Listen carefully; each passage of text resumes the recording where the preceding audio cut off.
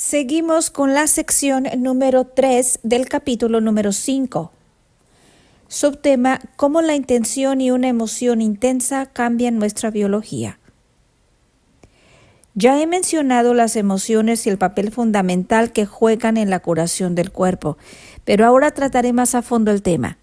Si respondemos con una intensa emoción a los nuevos pensamientos en los que nos concentramos durante el repaso mental, es como equipar con un turbocompresor a nuestros esfuerzos, porque las emociones nos ayudan a hacer los cambios epigenéticos mucho más deprisa.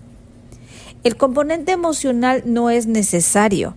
Después de todo, los sujetos que fortalecieron los músculos al imaginar que levantaban pesas no necesitaron sentirse extasiados para cambiar sus genes, pero se inspiraron al usar su imaginación cada vez que las levantaban mentalmente diciendo: con fuerza, con más fuerza, con más fuerza. La emoción constante fue el catalizador energético que realmente mejoró el proceso. Sentir esa clase de intensa emoción nos permite obtener unos resultados mucho más espectaculares con mucha más rapidez, la misma clase de sorprendentes resultados de la respuesta placebo. ¿Te acuerdas del estudio sobre la risa del capítulo 2? Unos investigadores japoneses descubrieron que ver una comedia de 1 hora en la televisión reactivaba 39 genes, 14 de los cuales estaban relacionados con la actividad de las células asesinas naturales del sistema inmunológico. Otros estudios revelaron que después de ver un video humorístico, a los participantes les aumentaron distintos anticuerpos.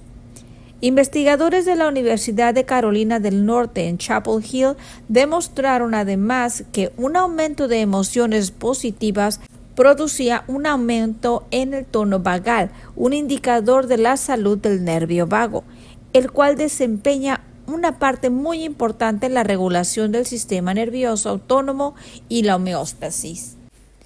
En un estudio japonés, las crías de ratas a las que se les hizo cosquillas 5 minutos al día durante 5 días seguidos para producirles una emoción positiva, generaron nuevas neuronas en su cerebro.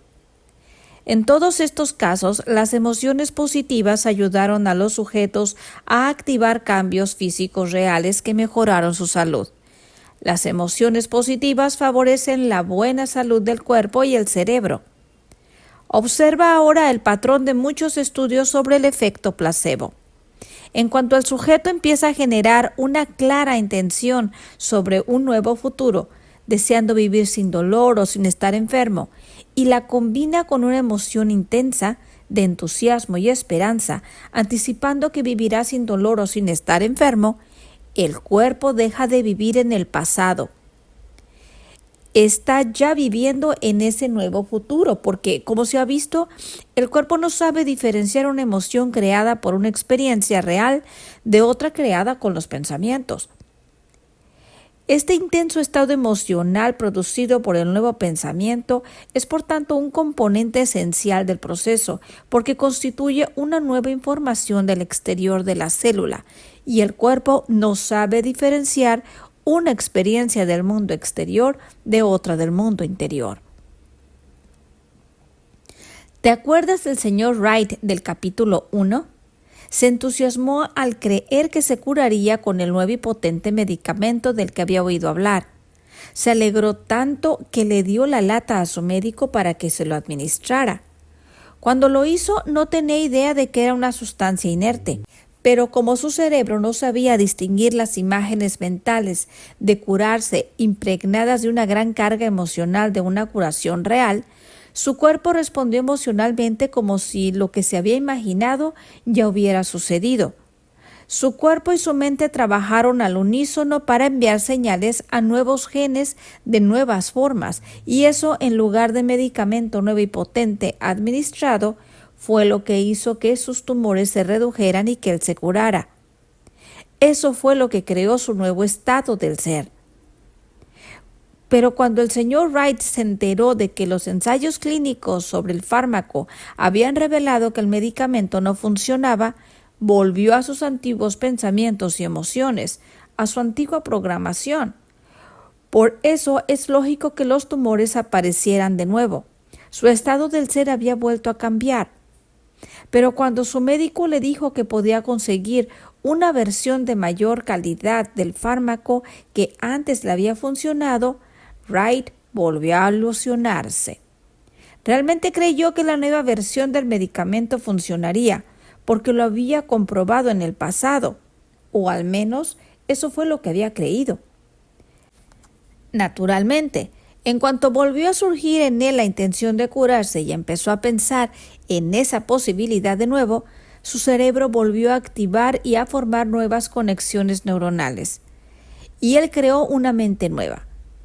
Volvió a sentirse entusiasmado y esperanzado, y esas emociones produjeron las sustancias químicas en su cuerpo que reflejaban sus nuevos pensamientos. Y como su cuerpo no supo distinguir sus pensamientos y sentimientos sobre curarse de una curación real, respondió al unísono con su cerebro, como si lo que se había imaginado ya hubiera pasado, y sus tumores volvieron a desaparecer.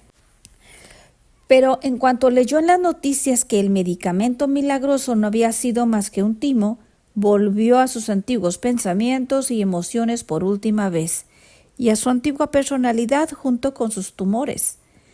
Lo milagroso no había sido el medicamento, sino él. Él había sido el verdadero placebo. Por eso es lógico que en lugar de limitarnos a evitar emociones negativas como el miedo y la ira, intentemos además sentir realmente emociones positivas, como agradecimiento, alegría, excitación, entusiasmo, fascinación, asombro, inspiración, maravilla, confianza, aprecio, bondad, compasión y fortaleza para aprovechar cualquier ventaja con el fin de maximizar nuestra salud. Los estudios revelan que sentir emociones positivas y expansivas, como la bondad y la compasión, emociones que por cierto todos podemos tener, libera un neuropéptido distinto llamado oxitocina, que desactiva los receptores en la amígdala, la parte del cerebro que genera miedo y ansiedad. Al librarnos del miedo, podemos ser infinitamente más confiados, indulgentes y bondadosos. Dejamos atrás el egoísmo y nos volvemos altruistas. Y a medida que adoptamos este nuevo estado del ser, nuestros neurocircuitos nos presentan una infinidad de posibilidades que antes no podíamos ni siquiera imaginar, porque ahora no gastamos toda nuestra energía intentando averiguar cómo sobrevivir. Los científicos están descubriendo áreas del cuerpo, como los intestinos, el sistema inmunológico, el hígado y el corazón, y muchos otros órganos que contienen sitios receptores de la oxitocina. Estos órganos son muy sensibles a los efectos beneficiosos de la oxitocina, lo cual a su vez se ha asociado con un aumento de la cantidad de vasos sanguíneos en el corazón, la estimulación de la función inmunológica, el incremento de la motilidad gastrointestinal y la normalización de los niveles de azúcar en la sangre. Volviendo al tema del repaso mental, recuerda que cuando lo realizas, el lóbulo frontal es tu aliado porque, como ya he señalado, esta parte del cerebro te ayuda a desconectarte del cuerpo, el entorno y el tiempo, los tres elementos principales en los que te centras cuando vives en el estado de supervivencia. Te ayuda a ir más allá de ti para entrar en un estado de pura conciencia en la que no existe el ego. En este nuevo estado, mientras visualizas lo que deseas, tu corazón está más abierto y las emociones positivas fluyen a través de ti mientras el bucle de sentir lo que piensas y pensar, de acuerdo a lo que sientes, actúa por fin en tu beneficio. El estado mental egoísta del modo de supervivencia desaparece, porque ahora la energía que gastabas en él la aprovechas para crear. Es como si alguien hubiera pagado ese mes tu alquiler o tu hipoteca para que dispongas de un dinero extra y puedas usarlo como desees. Ahora entenderás por qué si generas una clara intención sobre un nuevo futuro y la combinas con una emoción intensa y expansiva y haces esto una y otra vez hasta crear un nuevo estado mental y un nuevo estado del ser, esos pensamientos te parecerán más reales en tu visión limitada de antes de la realidad. Por fin eres libre.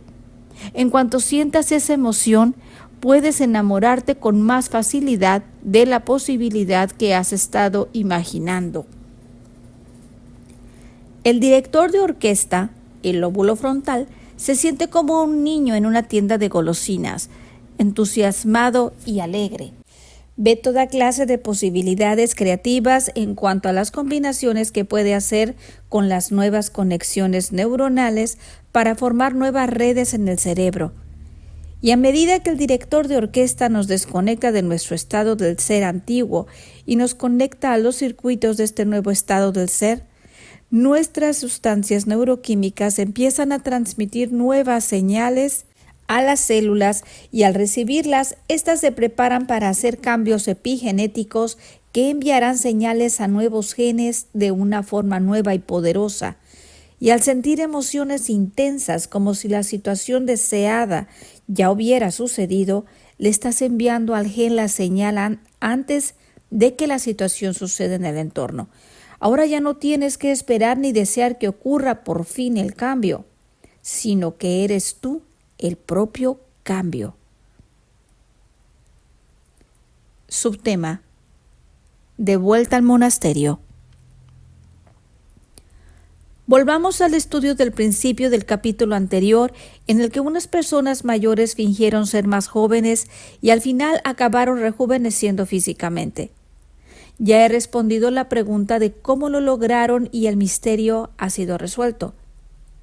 Cuando esos sujetos llegaron al monasterio, dejaron atrás la vida familiar que llevaban. Ya nada les recordaba quiénes creían ser basándose en su medio exterior. Entonces empezaron el retiro generando una intención muy clara.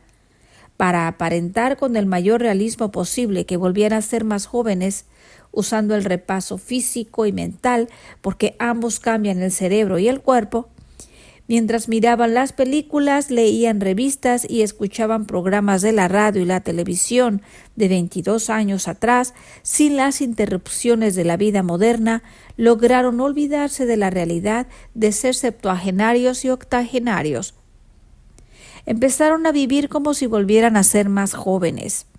A medida que generaban nuevos pensamientos y sentimientos sobre ser más jóvenes, su cerebro empezó a activar las neuronas en nuevas secuencias, estructuras y combinaciones, algunas de las cuales no se habían activado desde hacía 22 años.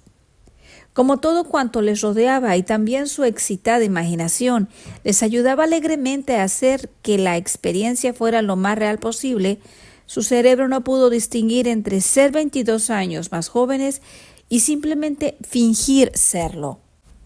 Por eso los participantes del estudio lograron en cuestión de días empezar a enviar las señales que crearían los precisos cambios genéticos para reflejar quiénes estaban siendo. Su cuerpo produjo entonces los neuropéptidos que concordaban con sus nuevas emociones y al ser liberados en el cuerpo enviaron nuevos mensajes a las células. A medida que las células adecuadas permitían que esos mensajeros químicos penetraran en su interior, los condujeron directamente al ADN del núcleo.